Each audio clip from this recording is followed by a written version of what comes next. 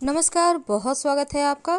पितृपक्ष शुरू हो चुका लेकिन है। पितृपक्ष में पालन किसे करना है ये भी जान लें।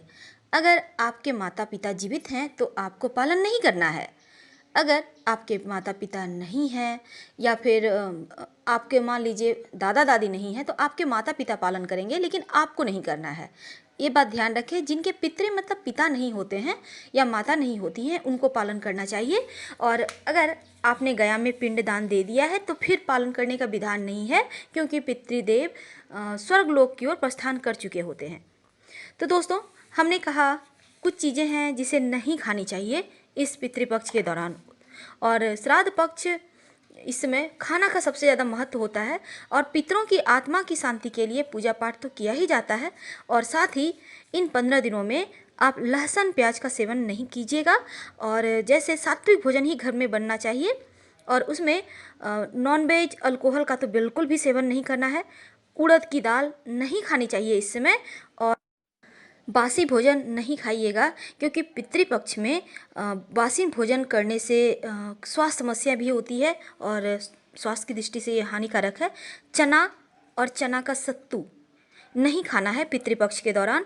और मूली, कद्दू जिसे लौकी कहते हैं, खीरा, ये भी श्राद्ध पक्ष के दौरान खाने पर मनाही है हमारे शास्त्रों में। काला नमक का इसमें सेवन नहीं किया जाता है और आप सादा नमक खा सकते हैं। मसूर की दाल तो बिल्कुल भी नहीं खाना चाहिए। और अगर आपका सब कुछ अमावस्या के दिन आप ब्राह्मणों को या गरीब व्यक्तियों को खाना खिलाने के बाद कुछ भी खाइए, कोई दिक्कत नहीं है। लेकिन इस समय इन चीज़ों से परहेज कीजिएगा। ऐसा करने से पितृदेव प्रसन्न होते हैं। वैसे तो विधान है भूमि के नीचे यानी ज़मीन के नीचे से निकलने वाली चीज़ भी नहीं खाई जाती है, लेकिन कुछ चीज़ें जैसे मेन है, आपको बैगन, साग, लहसुन प्याज, नॉनवेज जिसे मांस मदिरा कहते हैं, और सत्तू, इन चीज़ों का सेवन मत कीजिएगा। और तुलसी के पत्ते आप खा सकते हैं, ये भी बहुत अच्छा है। संभव हो तो आप गंगा जल डाल के जल में स्नान कीजिएगा। ऐसा करने से कुंडली के जो बड़े बड़े ग्रहण दोष भी होते हैं, पितर मतलब क्या होता है, राहु और केतु। और राहु और केतु जहाँ भी किसी भी ग्रह के साथ, जैसे गुरु के साथ बैठ गए तो गुरु चांडाल योग बन गया, चंद्रमा के साथ बैठ गए तो चंद्र ग्रहण योग बन गया। तो राहु चंद्रमा, राहु सूर्य, गुरु राहु, ये सब बुरे दोष होते हैं। इनको समाप्त करने के लिए आप पूरे पितृपक्ष में कभी भी अगर संभव हो तो किसी पवित्र नदी में नहा लीजिएगा, या फिर अपने घर में ही जल में गंगा जल थोड़ा सा डालकर नहाइए। इससे भी दोष समाप्त होते हैं। और पितृपक्ष के दौरान ही अपने हाथों से पीपल का पौधा कहीं भी सार्वजनिक स्थान पे लगवा दीजिए या खुद लगाइए। पितृदेव को इससे बहुत प्रसन्नता होती है, उन्हें शांति मिलती है। तो हिंदू धर्म में पितृपक्ष बहुत महत्वपूर्ण माना जाता है और ये वो समय होता है जब परिवार अपने पूर्वजों को याद करता है और पितरों की मुक्ति के लिए पूरे विधान से श्राद्ध कर्म भी करता है। तो घर के वो बड़े बुजुर्ग जो परलोक जा चुके हैं, उनका धन्यवाद करने के लिए ये 15 दिन बहुत पवित्र माने जाते हैं। इस समय कई तरह के परहेज किए जाते हैं, सावधानियां बरतनी पड़ती है ताकि पूर्वजों का आशीर्वाद आपको बेहतर तरीके से मिल सके। अब पितृपक्ष में खान पान का भी विशेष महत्व होता है ताकि पूर्वजों की आत्मा को शांति मिल सके।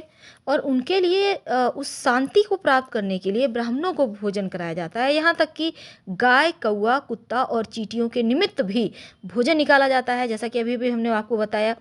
अगर हम शास्त्रों की माने तो कुछ ऐसी चीज़ें हैं जिनका सेवन पितृपक्ष में नहीं करना चाहिए। तो चलिए जानते हैं विस्तार से कि पितृपक्ष में क्या नहीं खाना चाहिए। अगर हम सबसे पहले लाते हैं गाय का दूध। पितृपक्ष में अगर आप पालन कर रहे हैं, अगर आप के घर में माता पिता नहीं है, आप पालन कर रहे हैं, तो गाय का दूध मत पीजिएगा। खास तौर पर वो गाय जिसने हाल ही में बच्चे को जन्म दिया है, क्योंकि उसके दूध से विशेष रूप से आपको बचना है। आप पैकेट वाला दूध तो यूज कर सकते हैं, पर ज़रा संभल के। अब बासी भोजन, माना जाता है कि बासी भोजन पितृपक्ष में नहीं खाना चाहिए और ना ही आटे को गूंथ कर आप 2 घंटा 3 घंटा फ्रिज में रख दिए, ऐसा मत कीजिएगा। क्योंकि श्राद्ध के लिए तर्पण किया जाता है और प्रार्थना की जाती है कि पूर्वज इसे स्वीकार करें। 15 दिन के अंतराल में आप ताज़ा भोजन ही करें। इन 15 दिनों में संभव हो तो फ्रिज में रखे खाना खाने से भी बचें, क्योंकि आपके भोजन का संबंध सीधे तौर से आपके पूर्वजों से होता है। आप जो खाते हैं, आप जो उनके लिए निकालते हैं, उसी को खाकर पितृ तृप्त होते हैं।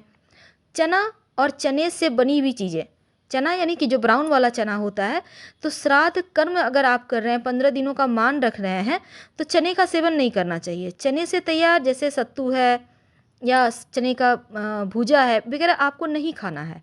चना किसी भी हाल में आप ना खाएं तो उत्तम रहेगा आपके लिए।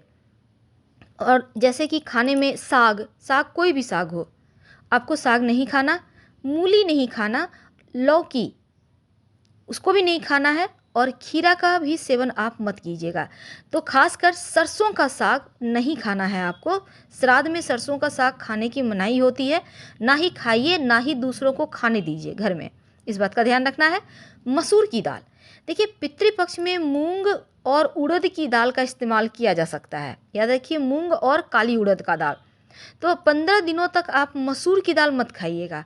साथ ही जब आप खाना बनाते हैं तो कुछ खास बात का ध्यान रखिए। अगर आप खीर बनाते हैं तो आप गाय के दूध से ही बनाएंगे। गाय का जो आप इस्तेमाल कर रहे हैं जिस दूध का, तो इस बात का ध्यान रखिए कि उसका बच्चा, गाय के जो बच्चा है वो बड़ा हो चुका हो। बहुत छोटा बच्चे का, गाय जिसका छोटा बच्चा है उसका दूध इस्तेमाल ना करें। भोजन बनाने के लिए आप सेंधा नमक का प्रयोग करेंगी, सादा नमक यूज़ मत कीजिएगा। और श्राद्ध के दौरान खाना बनाने वाले अपना चेहरा पूरब की तरफ रखकर ही भोजन तैयार करें, तो पितृ अति प्रसन्न होते हैं और आशीर्वाद बरसाते हैं। तो इन नियमों का आपको पालन करना चाहिए, क्योंकि माना जाता है कि अगर विधि पूर्वक श्राद्ध और तर्पण ना किया जाए तो व्यक्ति जो नहीं है उन्हें इस लोक से मुक्ति नहीं मिलती। और ब्रह्मवैवर्त पुराण के अनुसार देवताओं को प्रसन्न करने के पहले व्यक्ति को अपने पितरों यानी कि पूर्वजों को प्रसन्न जरूर करना चाहिए।